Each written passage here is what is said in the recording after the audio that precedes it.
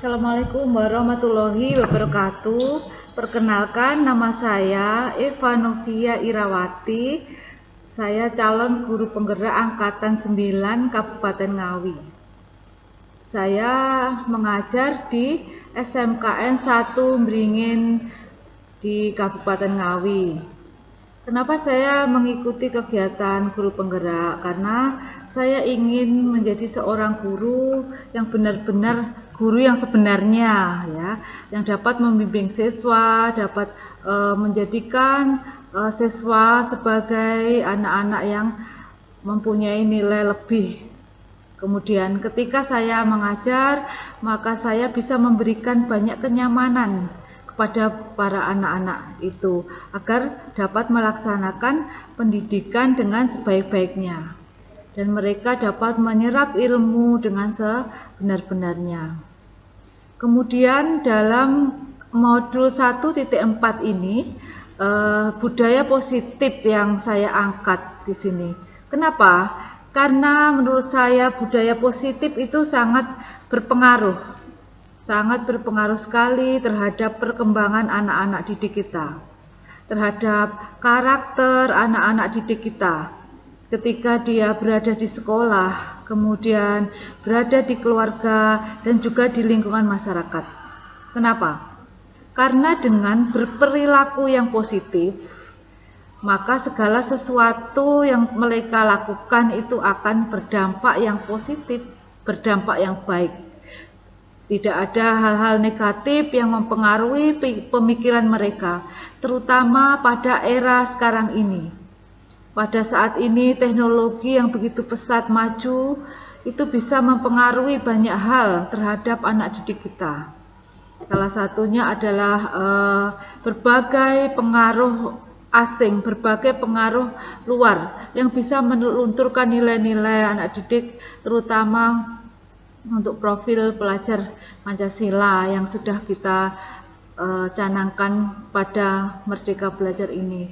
Mereka sudah melupakan semua hal yang baik dan menurut mereka adalah pengaruh luar itu yang tidak baik itu sudah baik karena sudah menjadi kebiasaan. Kalau kebiasaan diteruskan maka hal-hal yang seharusnya tidak boleh dilakukan akan terus dilakukan dan itu menjadi sesuatu yang biasa. Jadi hal-hal budaya positif yang ada di sekolah, terutama di SMK Beringin ini, antara lain yang pertama adalah pendidikan ketakwaan, keagamaan kepada anak-anak diterapkan dengan melakukan sholat zuhur berjamaah, kemudian memperingati hari-hari besar agama.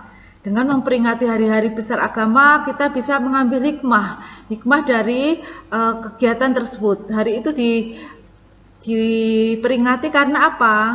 Jadi hikmah yang terkandung di dalam nilai-nilai keagamaan itu sangat penting diterapkan untuk pembentukan karakter anak-anak kita. Kemudian juga mengadakan apel pagi itu adalah suatu bentuk kedisiplinan dari awal untuk anak-anak kita agar lebih disiplin dan bertanggung jawab. Selain itu juga diterapkan Jumat bersih di sini. Jumat bersih. Dengan Jumat bersih anak-anak bisa menjaga kebersihan di lingkungan sekolah ini sehingga kenyamanan belajar, kemudian segala hal yang berkaitan dengan sekolah ini dapat dilaksanakan dengan baik karena semua tertata pada tempatnya. Jadi tidak ada pembuangan sampah sembarangan, kemudian solokan, terus tempat-tempat lain itu juga bersih semua, tidak ada penyakit yang bisa menjangkiti anak-anak kita itu. Kemudian selain Jumat bersih juga Jumat amal, kita wajib memberi sumbangan bantuan kepada yang membutuhkan dan itu penting sekali bagi perkembangan anak didik, karakter anak didik yang perlu kita berikan kepada mereka. Demikian. Kemudian hal-hal tersebut itu sudah kita terapkan di sekolah ini dan sudah menjadi suatu kebiasaan. Dari kebiasaan positif itu nanti akan menimbulkan banyak sekali hal positif. Anak-anak sudah membentuk karakter baik yang akan bisa dikembangkan untuk dirinya masing-masing mulai dari sekarang hingga akhirnya nanti ketika sudah dewasa. Demikian dari saya. Assalamualaikum warahmatullahi wabarakatuh. Terima kasih sudah bergabung di presentasi saya untuk penyampaian aksi nyata modul 1.4 dengan topik budaya positif. Perkenalkan, nama saya Evanidia Irawati, CGP Angkatan 9 dari SMKN 1 Beringin, Kabupaten Ngawi. Untuk kelasnya saya kelas 130A. Sebelum memulai kegiatan ini, marilah kita berdoa dulu sesuai dengan agama dan keyakinan kita masing-masing. Berdoa, silahkan.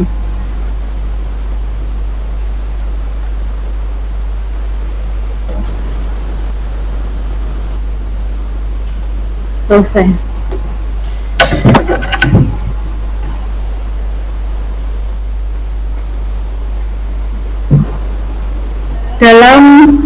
Saya akan memulai presentasi ini untuk aksi nyata modul 1.4 dengan judul budaya positif. Pertama kali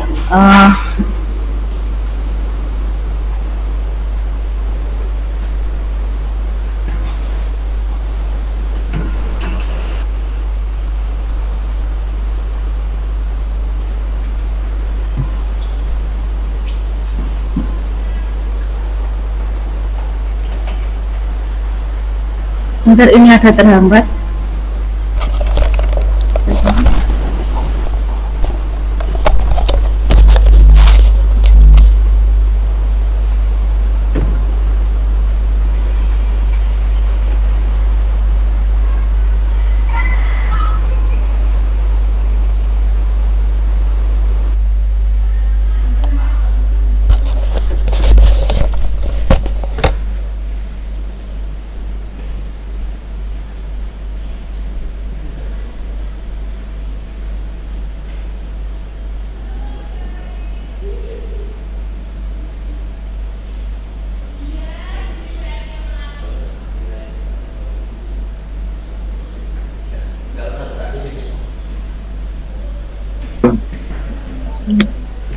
Lebih barang kurang dalam pesan harusnya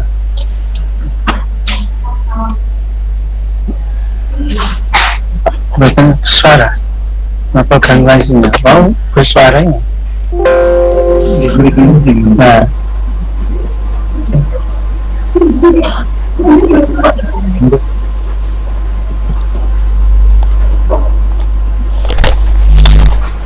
untuk yang pertama adalah penerapan budaya positif yang ada di SMKN 1 Beringin. Apakah Bapak Ibu sudah mendengar suara saya ini? sudah. Oke. Beberapa hal yang merupakan salah satu contoh budaya positif yang ada di sekolah kami SMKN 1 Beringin adalah satu, kegiatan keagamaan. Kita selalu menerapkan untuk sholat zuhur berjamaah bersama dengan anak-anak bergiliran sesuai dengan jurusan masing-masing, dan itu rutin dilakukan setiap hari. Dalam bidang keagamaan, selain sholat zuhur berjamaah, kita juga selalu mengadakan kegiatan keagamaan yang dapat menumbuhkan kepercayaan kepada Allah Subhanahu wa Ta'ala, lebih beriman dan lebih bertakwa.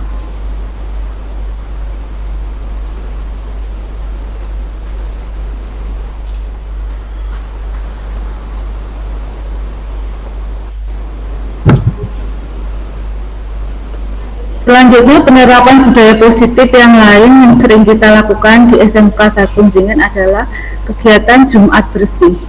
Kegiatan ini diterapkan tiap hari Jumat.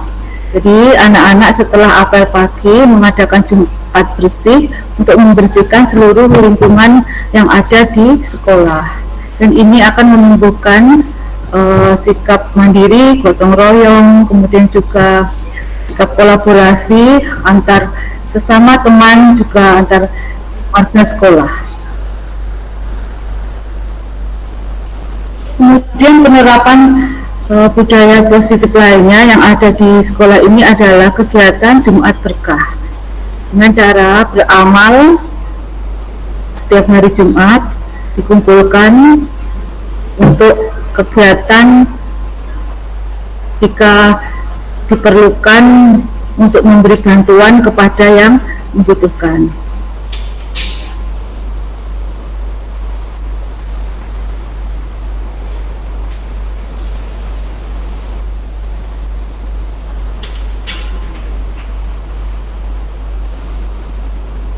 Penerapan budaya positif yang selanjutnya adalah apel pagi. Setiap pagi kita menerapkan apel pagi yang dimulai setiap pukul 6:45 sebelum masuk ke kelas. Dengan apel pagi ini diharapkan anak-anak dapat melakukan tindak disiplin, kedisiplinan, kemudian mentaati peraturan sekolah dan selalu tertib terhadap apa yang sudah ditentukan oleh sekolah. Ini beberapa contoh penerapan budaya positif yang ada di SMKN 1 Beringin, Kabupaten Ngawi. Kita lanjut ke topik selanjutnya.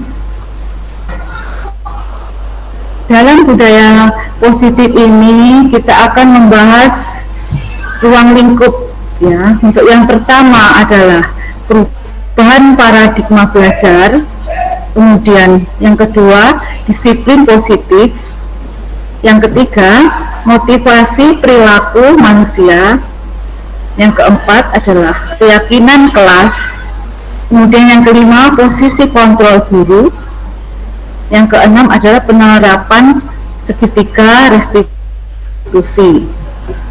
Dari keenam ruang lingkup ini kita akan menjelaskan satu persatu apa yang dimaksud dengan perubahan paradigma, kemudian disiplin positif, kemudian motivasi perilaku manusia, keyakinan kelas, posisi kontrol guru, yang terakhir adalah penerapan segitiga restitusi. Untuk yang pertama, perubahan paradigma. Sesuai dengan teori kontrol, secara realitas ya, kebutuhan kita itu adalah selalu berbeda. Setiap orang memiliki gambaran yang berbeda. Meskipun kita melihat sesuatu yang sama, tetapi tentu saja di dalam pemikiran kita ada beberapa hal yang membedakan. Jadi kebutuhan kita berbeda, kemudian apa yang kita lihat dan apa yang kita pikirkan juga berbeda. Kita berusaha memahami pandangan orang lain tentang dunia. Itu kita perlu ya, karena memang ada beberapa pandangan yang berbeda dengan kita. Tetapi kita harus bisa menaikkan dan menurunkan. Maksud saya, ada hal-hal positif yang bisa diambil dari orang lain karena perbedaan pandangan itu. Kita memang mempunyai suatu keyakinan dan orang lain juga mempunyai keyakinan, tetapi kita harus bisa membedakan atau bisa menjadi penengah bahwa apa yang mereka pandang itu juga sesuai dengan keyakinan mereka itu ada juga benarnya. Jadi kita tidak boleh terlalu egois terhadap diri sendiri. Kemudian semua perilaku memiliki tujuan. Tentu saja perilaku yang kita lakukan sehari-hari ini semua adalah mempunyai tujuan, dan tujuan itu bisa berbeda-beda. Setiap manusia memiliki tujuan yang ingin dicapai sesuai dengan impian masing-masing. Kemudian dari semua itu hanya Anda yang bisa mengontrol diri Anda. Maksudnya ketika kita sudah melihat semua perbedaan, kemudian kita bisa mengikut, ada yang kita ikuti, ada yang tidak kita ikuti. Tetapi yang paling penting adalah diri kita masing-masing, diri kita sendiri. Apakah kita bisa mengontrol diri kita? Nah, itu kontrol diri itu sangat penting ya.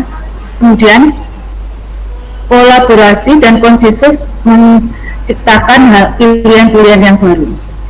Ketika kita mempunyai suatu pandangan yang sendiri, kemudian orang lain juga mempunyai pandangan, kemudian kita bisa berkolaborasi, artinya menyatukan berbagai pendapat, berbagai pandangan itu agar menjadi sesuatu yang bersatu, kemudian sesuatu yang dapat bermanfaat bagi orang lain. Ini tanda kutip dalam arti yang positif. Ya, demikian. Kemudian selanjutnya ada pemikiran Ki Hajar Dewantara ini ya, beberapa hal yang bisa kita ambil untuk pendidikan yang ada di sekolah ini. Yang pertama adalah sistem Among, yaitu mendidik dengan pola ngemong, asah, asih, asuh, cinta kasih, dan kekeluargaan. Itu salah satu tujuan kita dalam memberikan pembelajaran terutama untuk anak didik kita. Kemudian yang kedua ada kodrat alam dan kodrat zaman.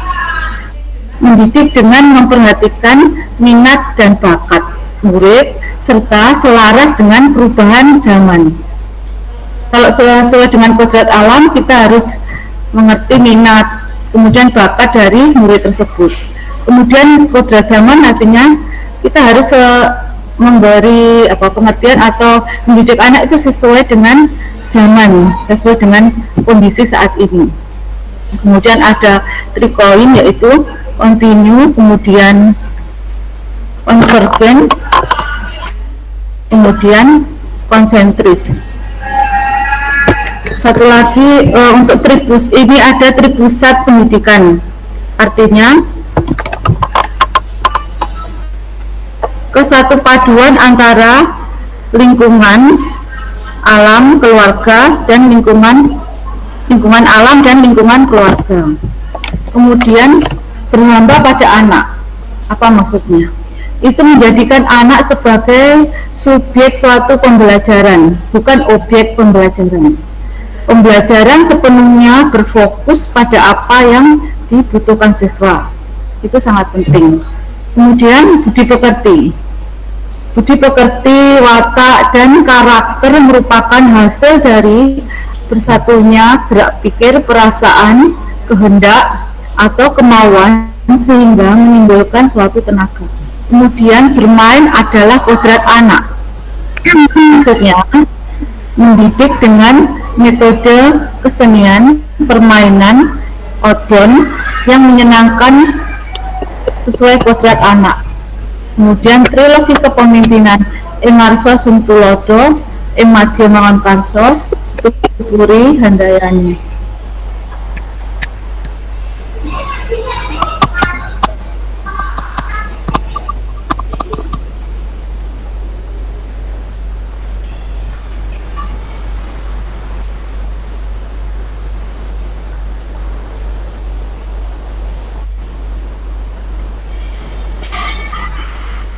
Kemudian mengacu dari pemikiran Ki Hajar Dewantara yang begitu luar biasa, kita akan membahas budaya positif seperti tujuannya awal tadi. Apakah yang dimaksud dengan budaya positif? Budaya positif sekolah merupakan nilai-nilai, keyakinan-keyakinan, dan kebiasaan-kebiasaan di sekolah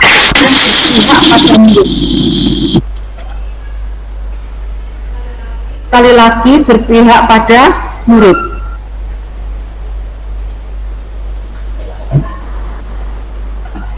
Agar murid dapat berkembang menjadi pribadi yang kritis, penuh hormat, dan bertanggung jawab. Ketika kita mengadakan kebiasaan, keyakinan di sekolah yang berpihak pada murid, akhirnya mereka bisa menjadi sebuah pribadi yang kritis, penuh hormat, dan bertanggung jawab. Penuh hormat itu mempunyai sopan santun, unggah-ungguh kepada guru, kepada teman, kemudian menghormati semua elemen yang ada di sekolah. Kemudian bertanggung jawab artinya juga menaati semua peraturan, tentunya mereka memberikan masukan kepada sekolah.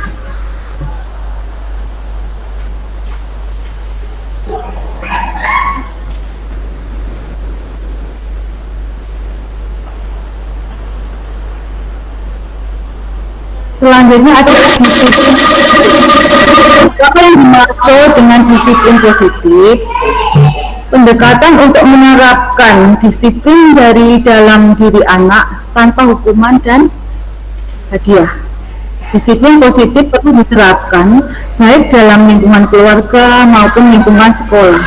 Dengan menerapkan disiplin positif, diharapkan tindak kekerasan dapat dihindari.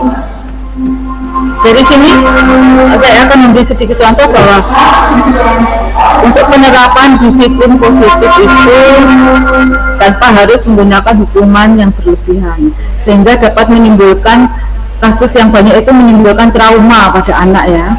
Kemudian ketika memberi hadiah, memang mereka akan melakukan apa yang peraturan yang kita inginkan atau yang harus ditegakkan dengan iming-iming adalah hadiah.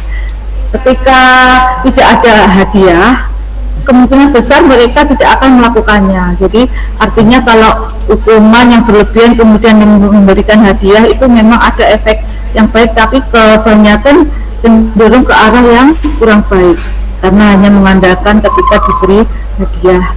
Itu sedikit penjelasan tentang yang dimaksud disiplin positif. Dan disiplin positif itu selain di sekolah juga di lingkungan keluarga dan di masyarakat ya, pada umumnya nanti karena anak-anak kita ini generasi penerus yang akan menjadi pemimpin-pemimpin masa depan yang akan dibutuhkan oleh masyarakat.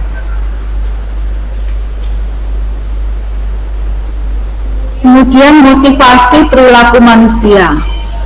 Apakah yang dimaksud dengan motivasi perilaku manusia itu? Motivasi perilaku manusia ada dua, yaitu motivasi intrinsik adalah motif-motif yang menjadi aktif atau berfungsi yang tidak perlu dirangsang dari luar, karena setiap individu sudah ada dorongan untuk melakukan itu.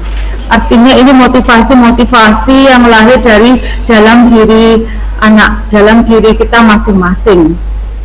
Motivasi intrinsik ini misalnya jika kita ingin belajar, ingin mendapat nilai yang baik, maka secara kesadaran diri melakukan pembelajaran yang baik, kemudian rajin untuk kemudian mendengarkan guru gitu ya. Untuk anak-anak itu sudah, dan dia sudah timbul dari diri masing-masing, itu merupakan salah satu yang dikatakan intrinsik, artinya dari dalam diri masing-masing. Jadi dorongan untuk melakukan sesuatu yang secara alami atau natural, yang tanpa ada rangsangan atau tanpa ada sesuatu yang mempengaruhinya dari luar. Kemudian dalam motivasi perilaku manusia itu yang kedua adalah motivasi ekstrinsik, adalah motif-motif yang aktif dan berfungsinya karena adanya perangsang dari luar. Kalau ekstrinsik berbagai macam, misalnya nanti kalau misalnya terlambat kalian akan mendapat hukuman, dan kemudian kalau tidak mengerjakan PR maka akan dihukum. Itu juga dia memacunya itu karena bukan dari diri sendiri, karena ada sesuatu yang menyebabkan dia harus melakukan itu gitu ya. Jadi akhirnya dia terpaku, oh nanti saya dihukum, misalnya seperti itu. Atau misalnya kalau kalian mengerjakan tugas maka akan dapat hadiah dan sebagainya. Kemudian dia hanya anak-anak itu hanya ingin karena ada rangsangan dari luar itu. Kemudian misalnya untuk hal yang positif memang bagus juga untuk ekstrinsik, misalnya melihat kalau kita melakukan misalnya pertandingan dengan sekolah lain dan sebagainya, mereka dapat mengamati di sekolah lain itu kenapa bisa menang, kenapa ternyata seperti ini, ternyata seperti ini, atau studi banding gitu. Jadi ada motivasi dari luar itu bisa menyebabkan suatu anak merubah perilakunya. Kalau yang ini yang positif. Kemudian Itu dari motivasi perilaku manusia yang intrinsik, intinya dari dalam, ekstrinsik dari luar, dan itu berbagai macam hal. Yang terbaik adalah sesuatu yang positif yang harus diserap, khususnya untuk anak-anak didik kita, bukan yang negatif. Sekarang menciptakan disiplin positif dengan keyakinan kelas. Apa itu keyakinan kelas? Keyakinan kelas itu merupakan sebuah nilai-nilai kebajikan yang universal yang telah disepakati secara tersirat dan tersurat, lepas dari adanya latar belakang suku, negara, bahasa maupun juga agama. Jadi keyakinan kelas dibuat secara bersama-sama dengan seluruh siswa yang mempunyai nilai-nilai kebajikan yang dapat dipercaya. Jadi dalam suatu kelas sudah ada keyakinan bahwa jika begini nanti akan begini, nah, gitu. Jadi sudah disepakati, baik itu tersirat kemudian tersurat. Kalau tersurat artinya peraturan itu bisa ditulis. Kalau melanggar berarti mereka sudah keluar dari kesepakatan atau keyakinan kelas. Dan konsekuensinya apa yang harus mereka lakukan? Jadi mereka tanpa ada suatu paksaan atau ada sesuatu yang memberatkan. Karena apa? Karena keyakinan kelas itu sudah dibuat bersama-sama dan dengan kesepakatan. Jadi tidak ada sesuatu yang otoriter dari guru harus seperti ini. Mereka sudah memahami jika begini maka harus begitu. Jika kalian terlambat maka harus menyapu kelas, misalnya seperti itu.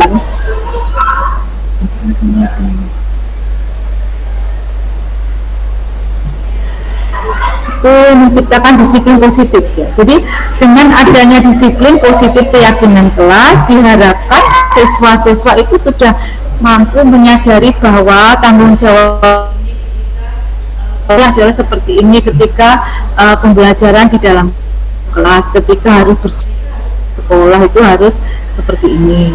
Mereka harus apa yang sudah disepakati itu, dan ketika melanggar pun akhirnya harus menyadari hal apa yang harus dilakukan atau perbaikan apa yang harus dilakukan. Dan perbaikan itu diharapkan adalah munculnya dari diri mereka sendiri, solusi-solusi apa yang bisa diangkat atau yang bisa dilaksanakan dari anak-anak itu ketika telah melanggar suatu keyakinan kelas, gitu ya. Tadi keyakinan kelas. Nah, sekarang kita ke dokumentasi, beberapa dokumentasi budaya positif ya yang dapat dilihat di sini.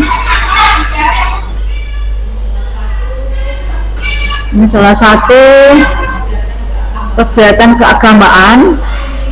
Di sini menunjukkan nilai ketakwaan, tanggung jawab anak, kemudian nilai ketuhanan, yang merupakan hal budaya positif yang sangat bermanfaat ya. Jadi membuat karakter anak menjadi seorang yang baik. Salah satu yang baru peringatan Maulid Nabi.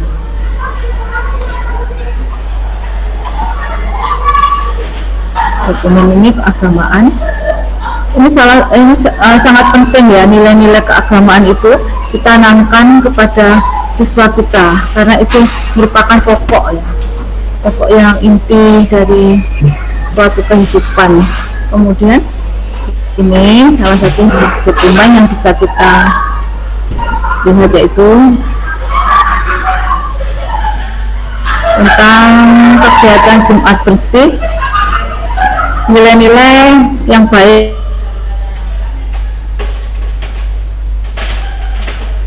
set pemikiran Ki Hajar Dewantara.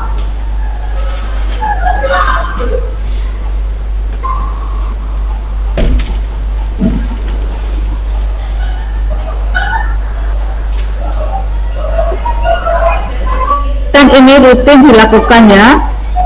Ini pendidikan berpihak pada murid. Kemudian nilai yang dapat dikembangkan gotong royong, kebersamaan, cinta kebersihan,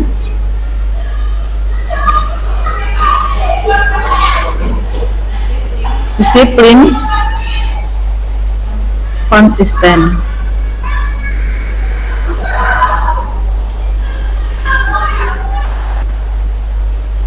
Karena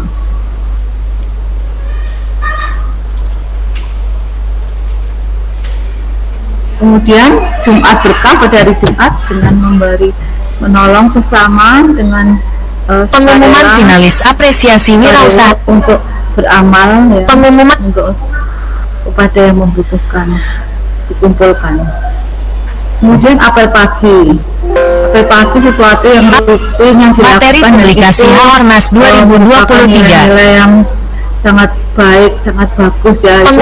Materi untuk sekolah SMK 1 Meringin ini, karena kegiatan ini untuk beberapa sekolah ini belum bisa dilaksanakan dan kita sudah melaksanakannya ya sejak dulu, sehingga anak-anak bisa terbiasa untuk selalu pengumuman finalis apresiasi wirausaha muda download file sekolah tidak terlambat, tetapi dalam segala hal dalam kehidupan ketika berada di rumah, di sekolah maupun di lingkungan masyarakat. Dan itu yang kita harapkan kepada anak-anak kita sebagai generasi yang akan menjadi suatu contoh atau teladan pada masa yang akan datang.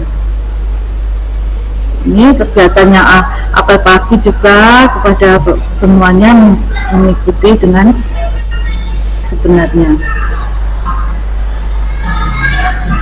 Sekarang kita kembali lagi untuk yang ini tadi, untuk dokumen itu dokumen contoh budaya positif di sekolah. Untuk yang ini pembentukan kelas tadi, keyakinan kelas sudah kita bahas yang tadi ya. Jadi bagaimana toh keyakinan kelas itu, prosesnya seperti apa ya. Jadi nanti kalau misalnya sesuatu keyakinan kelas ini sudah dilaksanakan, murid adalah menulis keyakinan yang mereka inginkan.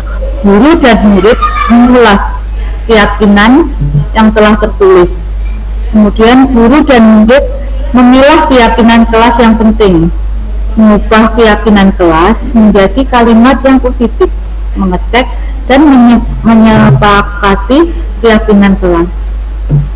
Jadi keyakinan kelas itu harus bernilai positif ya. Jadi agar mereka tidak mengulangi lagi apa yang pernah mereka langgar dalam keyakinan kelas itu.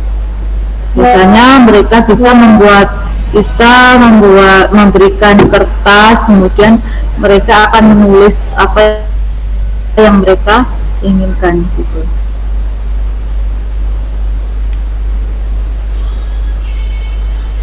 Kesepakatan yang harus dilaksanakan. Nah ini posisi kontrol guru itu sebagai apa?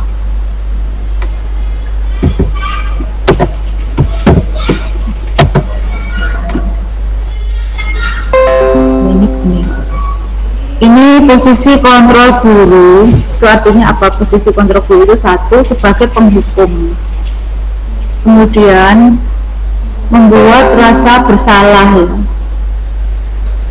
Ini berantakan ya. Membuat rasa bersalah, kemudian sebagai teman dan sebagai pemantau, kemudian sebagai manajer. Ini saya langsung ke sini.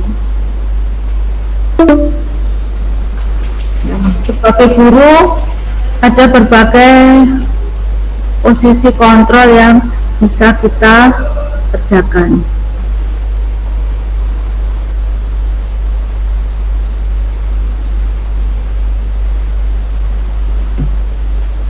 Posisi kontrol guru yang pertama adalah penghukum.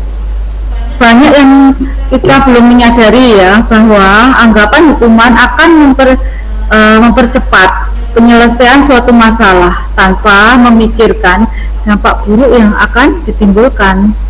Itu artinya ketika anak berbuat kesalahan, kita langsung menghukum karena menurut kita itu dapat mempercepat penyelesaian masalah. Tetapi kita tidak memikirkan dampaknya apa pada mereka nanti. Apakah mereka sudah mau menyadari kesalahannya kemudian berbuat hal yang baik dan merubahnya, ataukah malah membuat sesuatu yang dendam di hati misalnya, atau terbawa nanti sampai ke masa yang akan datang. Seperti kemarin itu ketika IGP awal itu diminta untuk menuliskan kesan kita ketika masih SMP, SMA, itu apa yang membuat kami dihukum dan sebagainya. Di situ akan membekas ya, di hati ini akan membekas. Ketika kita dihukum itu bagaimana rasanya. Kalau menyadari ya memang itu memang sesuatu yang harus dilakukan, tapi jika tidak maka akan membuat trauma, karena setiap siswa itu berbeda penerimaannya gitu ya. Jadi hatinya itu berbeda, dia bisa kuat, bisa juga lemah. Jadi penghukum itu saya rasa kurang baik dan jadi kurang baik, dan dampak yang akan ditimbulkannya juga tidak baik. Kemudian membuat rasa bersalah, baik penilaian diri yang buruk. Murid akan merasa bersalah dan tidak berharga, apalagi jika kita memberi hukuman atau menasihati anak itu di depan semua orang, semua temannya. Dia merasa menjadi siswa yang buruk, tidak siswa yang bersalah, tidak berharga. Itu akan membuat rasa percaya diri anak-anak itu menjadi berkurang. Jadi tidak bisa berkembang menjadi seorang pribadi yang percaya diri, pribadi yang mandiri, yang bisa berprestasi. Ya. Kemudian posisi kontrol dulu yang lain yaitu teman. Artinya bersikap akrab, berkata ramah dengan gestur merapat pada murid. Tetapi dapat timbul, yakni murid akan berlaku baik hanya kepada guru tertentu. Ya, bagaimana itu maksudnya? Kalau guru-guru ini kalau sebagai teman memang bisa, nanti anak-anak bisa curhat dan sebagainya. Tetapi mereka akhirnya itu anak-anak akan cenderung yang disukai itu yang guru yang misalnya yang dekat dengan dia dan sebagainya. Jadi ini kurang baik ya, kurang baik bagi seorang guru jika terlalu menjadi teman. Kemudian memang ada baiknya, tetapi tidak harus terus menerus, dan karena ini efek yang timbul yang seperti ini hanya guru tertentu yang disukai. Kemudian pemantau, apa itu? Artinya mengandalkan penghitungan, pencatatan data yang dapat digunakan sebagai bukti atas perilaku seseorang. Nah ini memang sebagai pemantau guru memang ya berhak bisa dicatat. Ya, kalian sudah melanggar berapa kali, ini udah ada catatannya. Hari ini apa yang telah dilanggar dan sebagainya. Itu ketika posisi guru sebagai pemantau. Kemudian posisi guru sebagai manajer. Apa itu maksudnya? Yaitu melakukan sesuatu bersama murid, mempersilakan murid mempertanggungjawabkan perilakunya, mendorong murid agar dapat menemukan solusi atas permasalahannya sendiri. Nah itu sangat penting dan diharapkan kita bisa menjadi suatu manajer, pemimpin manajer ya. Jadi melakukan sesuatu bersama murid, mempersilahkan murid itu bertanggung jawab bahwa dia melakukan itu, apa konsekuensi yang harus dipertanggungjawabkan. Kemudian juga mendukung murid untuk menemukan solusi apa yang bisa kalian lakukan dari hal kesalahan yang sudah kalian kerjakan.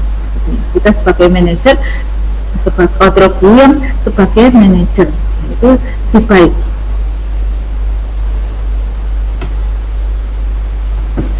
Sekarang kita ke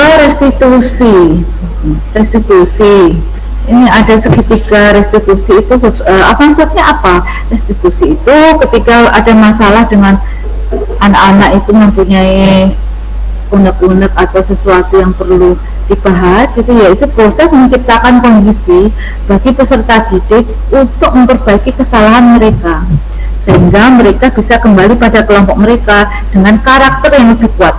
Jadi ketika melakukan kesalahan, anak-anak itu tahu bahwa saya sudah bersalah, tetapi dia tidak merasa menjadi suatu pribadi yang sangat merasa bersalah, kemudian rendah diri, kemudian tidak berdaya ketika sudah banyak yang tahu bahwa kamu melakukan kesalahan.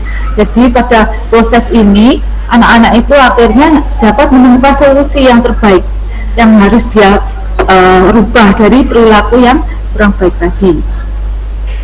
Dan itu penting untuk percayaan diri anak ketika sudah melakukan suatu kesalahan dan sudah diketahui oleh yang lain. Kadang mereka menjadi tidak percaya diri. Oh, saya sudah berbuat salah. Kemudian tahapan dari segitiga restitusi. Satu adalah penstabilan identitas. Jika anak berbuat salah, maka ada kebutuhan dasar yang mereka yang tidak terpenuhi, gitu ya.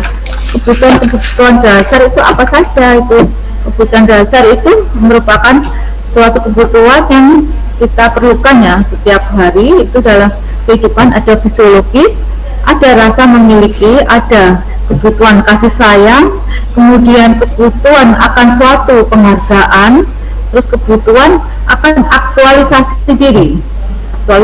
diri untuk berkembang. Itu kemudian kebutuhan dasar manusia itu akan disesuaikan dengan kebutuhan itu harus terpenuhi.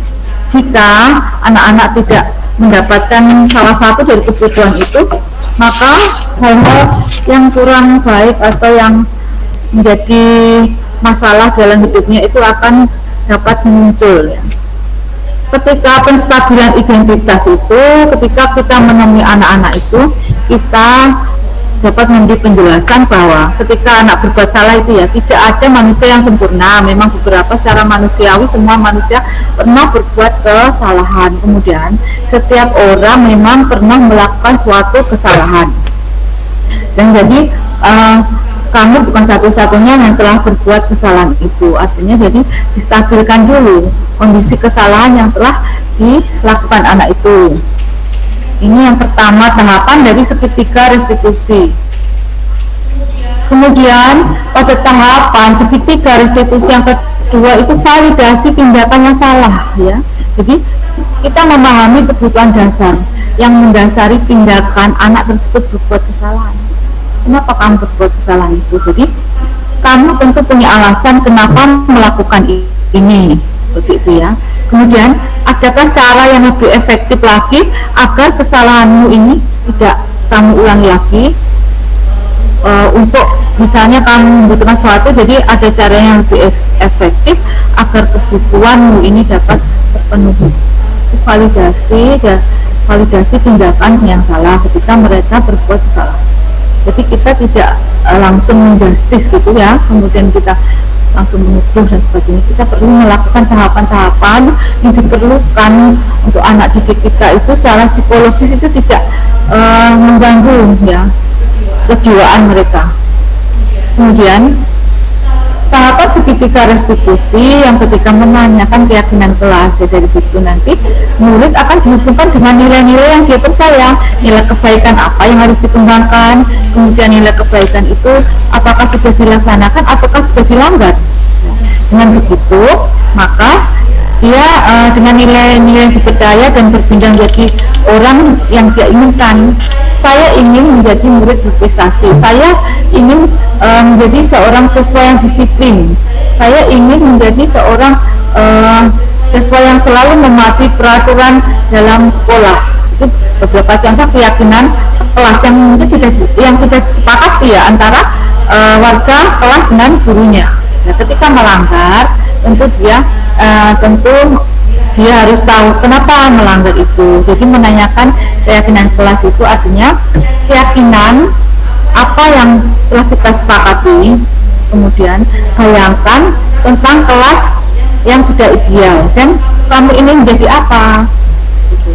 Oh, ternyata jika saya melakukan pelanggaran ini tentu itu tidak sesuai dengan angan-angan atau impian yang sudah kita sepakati di kelas, agar kelas kita menjadi kelas yang baik, kelas yang berprestasi, kelas yang menonjol dalam hal positif gitu. Jadi ini tahapan menanyakan keyakinan kelas yang sudah disepakati itu. Demikian ini tahapan restitusi segitiga restitusi penanganan untuk siswa yang dapat kita ambil contohnya.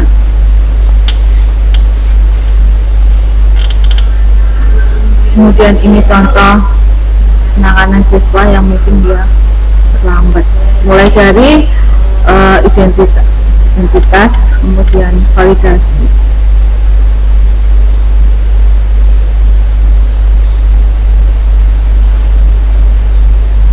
Bisa terdengar apa enggak?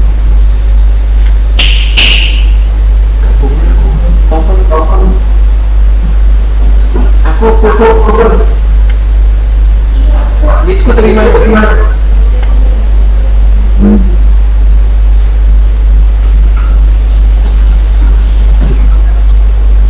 Nyaman.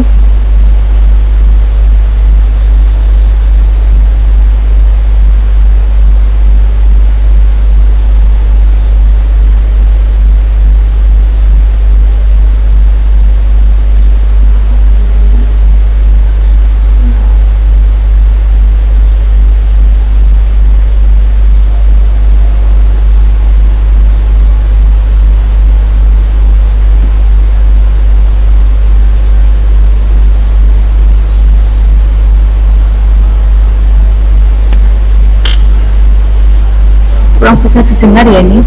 Dengar apa enggak ya? Ini salah satu pecahan yang dimulai dari awal tadi, proses-proses dari segitiga restitusi.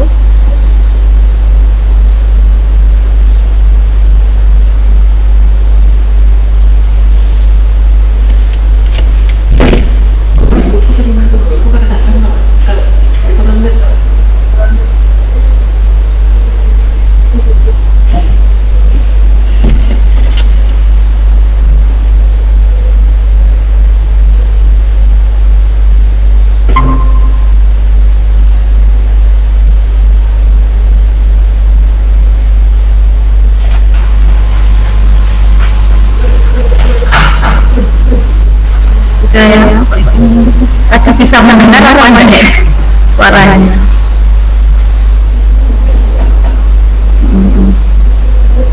Putus-putus Bu ya Kak? Oh gitu. Untuk yang ini tadi ya, untuk yang penanganan masalah anak ya, mungkin suaranya. Kemudian ini untuk umpan balik siswa yang mungkin bisa dirasakan ya hasilnya seperti apa jika kita menangani dengan cara yang baik, cara yang menggunakan strategi pendekatan kepada siswa.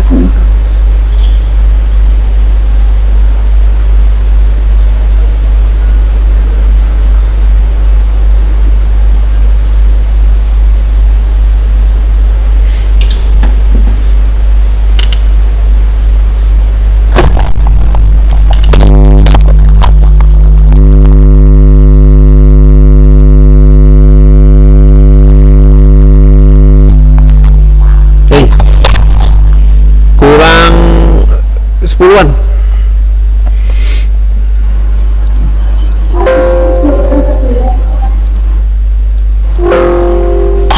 Dan ini beberapa umpan balik kita dan beberapa penjelasan yang bisa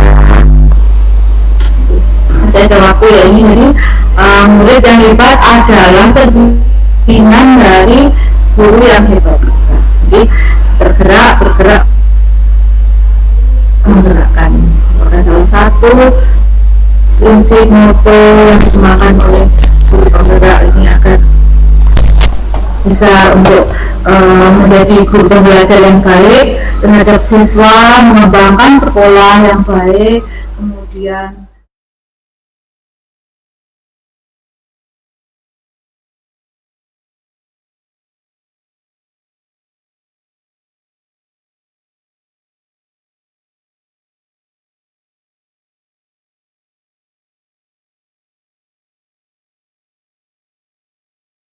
Terima kasih untuk pertemuan hari ini. Teman-teman sudah dapat menghadiri semua undangan saya. Semoga apa yang telah saya sampaikan ini dapat bermanfaat. Juga dapat menjadikan sekolah kita ini menjadi sekolah yang lebih berkembang, menjadi sekolah yang lebih maju, baik dalam bidang teknologi, dalam bidang iman dan ketakwaan kepada Allah Subhanahu wa Ta'ala, kemudian dalam kedisiplinan anak-anak, dan banyak hal lagi yang positif yang perlu kita kembangkan. Maka dengan budaya positif yang sudah kita kembangkan di sini, kita akan bisa mengambil manfaat atau mengambil suatu hikmah bahwa anak-anak itu harus dikembangkan mulai karakternya itu mulai dari kecil atau mulai dari secara dini, agar apa yang kita cita-citakan sebagai generasi penerus bangsa yang bermartabat, kemudian generasi bangsa yang berpotensi ini dapat terus berkembang. Demikian. Kemudian budaya-budaya positif yang mulai dari disiplin positif, mulai dari keyakinan kelas yang sudah disepakati, itu nanti akan membawa anak-anak kita menjadi generasi muda yang sumber daya manusianya itu sangat berkualitas. Dan ketika sudah berkualitas, maka apapun yang dilakukannya tentu akan membawa dampak yang baik, dampak yang positif, baik untuk sekolah, untuk masyarakat, untuk keluarga, maupun untuk semua elemen yang ada di kehidupan sehari-harinya. Dia bisa menjadi seorang pemimpin yang baik, menjadi seorang yang tidak hanya pintar dalam suatu akademik, tetapi juga attitude, kemudian kepribadian juga menjadi baik. Dan itu salah satu tujuan dari pembelajaran ini, menciptakan manusia Indonesia yang seutuhnya. Jadi jiwa, kemudian raga bisa terpenuhi semua, menjadi seorang anak, seorang peserta didik yang sangat berkualitas. Mungkin demikian dari saya. Terima kasih untuk perhatiannya. Akhir kata, wassalamualaikum warahmatullahi wabarakatuh.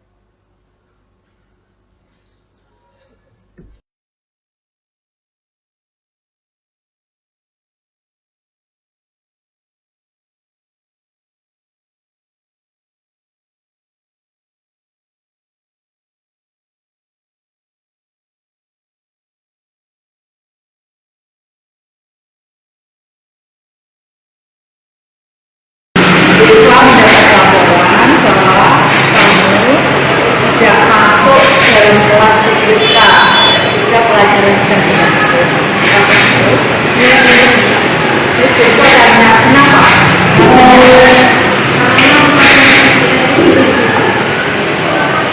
Pelajaran matematika sulit. Sebagian orang memang berpendapat bahwa matematika itu sulit dan merupakan momok bagi mereka. Tapi ada banyak hal atau solusi yang bisa dilakukan agar bisa mengerjakan matematika dengan baik dan benar dan tidak merasa susah. Mungkin kamu bisa, apa yang bisa kamu kerjakan? Saya akan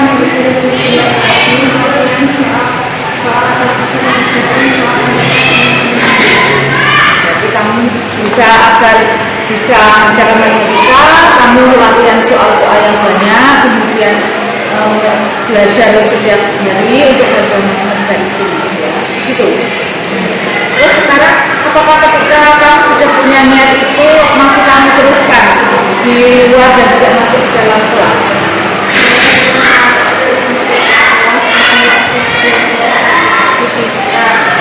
Jadi kamu sudah punya niat untuk masuk kelas ya, tidak di kantin gitu ya.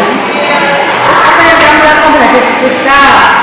Beliau kan tidak kamu hormati, waktu pas maaf. Saya akan maaf kepada Priska, dulu saya salah dan tidak akan mengulangi Irfan senang kalau misalnya kamu sudah punya niatan yang baik untuk lebih belajar matematika, datang ke pelajarannya Bu Priska tepat pada waktunya, kemudian kamu juga akan meminta maaf pada Bu Priska karena tidak menghormati beliau ketika mengajar, kamu malah dikatakan, ya. salah dan tidak akan mengulangi. Terima kasih ya Pak Putri. Ingat jangan pernah melupakan dan segera lakukan apa yang kamu inginkan. Terima kasih. Warahmatullahi wabarakatuh. Saya Nurul Muhammad Irfan dari Sekolah Kerja. Terima kasih Bu Eva, saya sangat senang sekali sudah diajak diskusi untuk mencari solusi bagaimana agar saya masuk kelas tepat waktu ketika pembelajaran berlangsung. Saya tidak akan ke kantin pada waktu sedang berlangsung pembelajaran, dan saya akan bertanggung jawab jika saya telah melanggar peraturan yang sudah diterapkan dan telah melanggar keyakinan kelas yang telah disepakati. Saya mendapat laporan dari guru piket, kamu sudah sering datang terlambat. Apakah itu betul? Ya, betul. Berapa kali kamu terlambat? 2 kali. Kenapa kok sering terlambat? Ada masalah? Karena tidur terlalu malam. Lalu apa yang dapat kamu lakukan untuk menghilangkan kebiasaan buruk itu? Saya akan mulai mengatur jadwal agar tidak tidur terlalu malam dan bangun lebih awal. Terlambat bangun adalah hal yang manusiawi, memang pernah ada. Tetapi kalau terlalu sering dan itu akan mengganggu proses kegiatan belajar mengajar kamu di sekolah, tentu itu tidak baik ya. Karena kamu akan datang terlambat, itu artinya kamu sudah tidak disiplin lagi. Terus setelah kejadian ini, apakah kamu akan mengubah caramu? Maksud saya, apakah kamu akan mengubah dan akan berangkat lebih pagi lagi? Iya, Bu.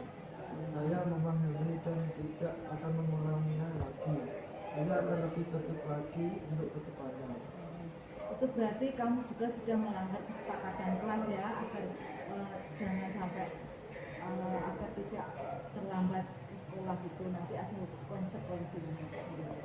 Sudah, kalau memang kamu sudah berniat dan ingin mengubah kebiasaanmu yang buruk itu ikut senang, dan semoga apa yang akan kamu lakukan ini dapat berjalan dengan sebenarnya dan kamu dapat berangkat lebih pagi, kemudian tidak terlambat. Ya, Bu, terima kasih untuk bimbingannya dan pengarahannya. Ya, sama-sama ya, jangan diulang lagi ya. Assalamualaikum warahmatullahi wabarakatuh. Saya Hernan, kelas 12 TKR 2. Terima kasih Bu Eva, saya sangat senang sekali sudah diajak diskusi untuk mencari solusi bagaimana agar saya tidak sering terlambat lagi datang ke sekolah, yaitu saya akan tidur lebih awal, tidak sampai larut malam, dan meminta orang tua saya untuk membangunkan saya lebih pagi agar saya bisa lebih dewasa dan bisa bertanggung jawab.